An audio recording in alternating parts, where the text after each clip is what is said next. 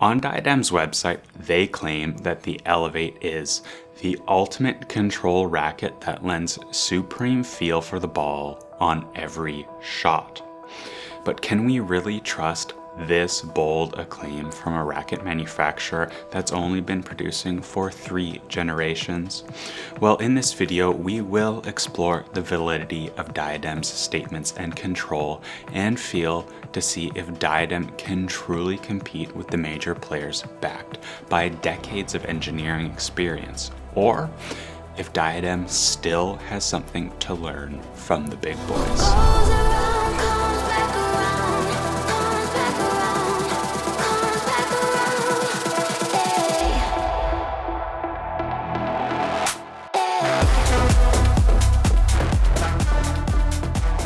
For this playtest, I had the Elevate V3 and the Elevate V3 Tour both strung up with my trusty Grapplesnake Tour Sniper at 52 pounds. Now there are 2 big differences between the standard Elevate and the Tour. Obviously, the Tour is 10 grams heavier, coming in at 315 compared to the 305 on the standard model. The Tour is also a little bit stiffer, flexing at a 67 RA compared to the standard version's 64. I think the decision to increase the stiffness on the Tour is a pretty interesting one. Typically, I would expect the Tour model to be a little bit softer to bring in extra control with a softer flex and using that extra weight to generate more power. But Diadem went in the opposite direction, opting to stiffen the heavier version, giving it, in theory, more power and spin. There's little to no practical difference in spin potential between the Elevate and the Tour. The Elevates both feel quite fast through the air, allowing my whippy forehand and janky slice backhand to apply basically as much spin as I really wanted to, depending on the shot. The 16x20 string pattern definitely leans more towards control, reminiscent of the tighter 16x19s found in rackets like the Extreme Tour, the EZO 98, and the Pro Staff 97. This allows for a great blend, combining a predictable response with pretty decent snapback. The launch angle is also quite low, so you can swing quite vertically with a very high racket head speed without being afraid of overhitting. This type of swing path makes it easy to generate a lot of spin, but it's not too low like many of the controlled 18x20s that I've tried, to the point where it's hard to get an arc on the ball. Basically, with the Elevates, if you want spin, you've got it. Well, the spec suggests that the Tour should have a lot more power than the standard version. In practice, things feel quite similar. Both rackets offer enough plow-through to penetrate the court as long as you maintain long, full strokes. While the rackets will happily deliver as much ball speed as you ask for, it won't offer anything for free. This is where the Elevates really differentiate themselves from other 98s on the market. They are true players' rackets, instantly responding to whatever inputs you choose to deliver. With the Elevates, I think there's more natural power on tap than rackets like the Extreme Tour or the EZO 98, but there's very little forgiveness if you don't get things exactly right. If you are a little off balance or rushed by a big hitter, most other 98s will give you a little bit of extra help in those tough situations. But if you can maintain a strong weight transfer with a good contact point and a pretty fast swing, it's easy to hit hard and penetrating shots with both Elevates.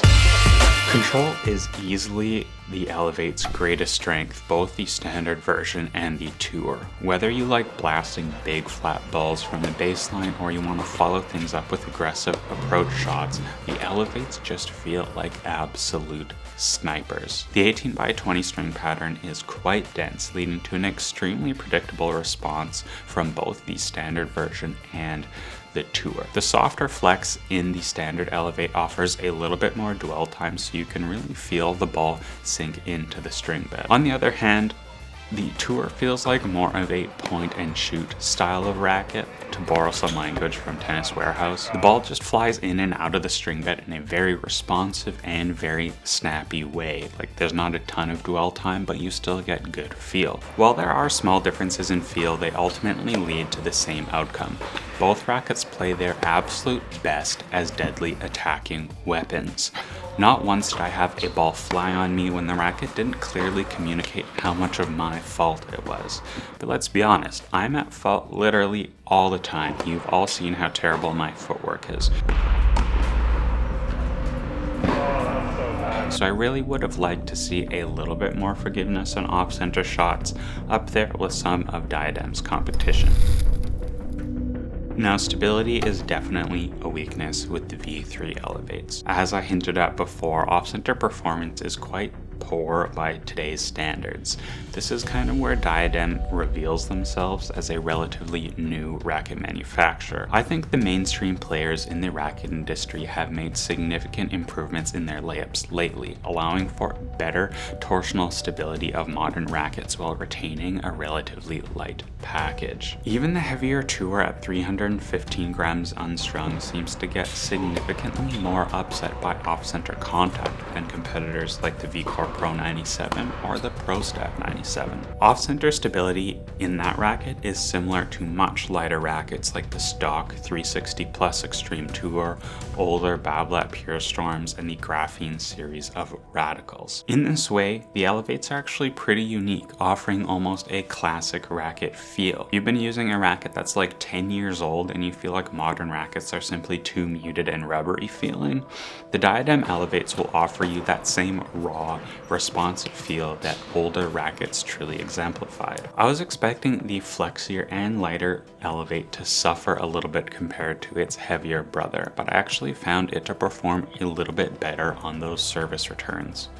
I think service returns are really the best test of a racket stability. You're so often short on time, forced to just block balls back. If the racket offers any sort of twisting on impact, this is where you're going to notice it the most. Faster feel of the standard Elevate helped me get set up a little bit more quickly for returns, so I think I was in position with a greater percentage with the standard version compared to the Tour. But there's also something about the flex of the racket that just helped me control those off-center returns with more precision. The standard Elevate seems to flex and absorb a bit more energy on ball impact compared to the Tour. Things just seem like they happen a little bit slower and you have more time to make those last second adjustments to help you get in control and get in front of the shot. That said, there's simply way too much twisting and vibration on surface returns in both of these Elevates. The Elevate Tour feels so stiff and jittery on returns to the point where the racket just instantly twists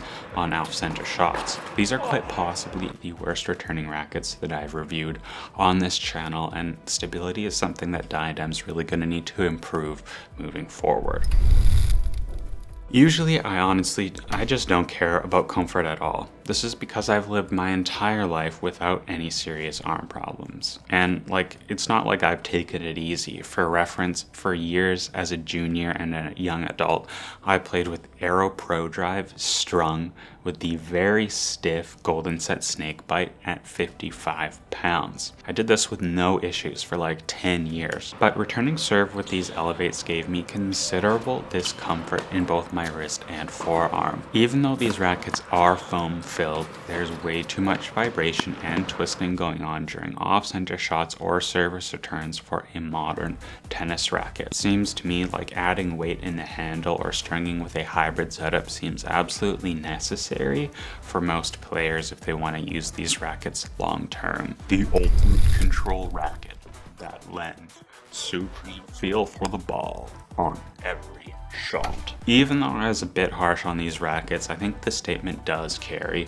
quite a bit of truth. While I don't think the Elevates are the most controlled rackets out there, for this I'm looking at rackets like the V-Core Pro 97D, Prince Phantom 93P, or like the Head Pro Tour 2.0, but for me, these are still in the upper echelons of control rackets. The feel is very pure, giving you really unadulterated ball feedback like few other rackets can. If you're really looking for that stiffer graphite feel that dominated the market from 2010 to 2020, there are not many other rackets that are going to deliver that kind of feel better than these Diadem rackets. Thank you so much to Racquet Guys, the exclusive distributor of Diadem in Canada, for supplying these rackets for review. My experience working with them has been absolutely awesome. Great service, super friendly, and thank you so much for watching, and we'll see you next time.